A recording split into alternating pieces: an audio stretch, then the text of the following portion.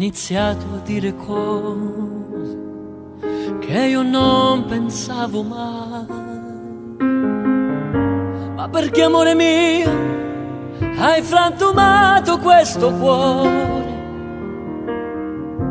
Volevo vivere con te fino alla fine di questo mondo, ma ormai mi fai sentire solo perso.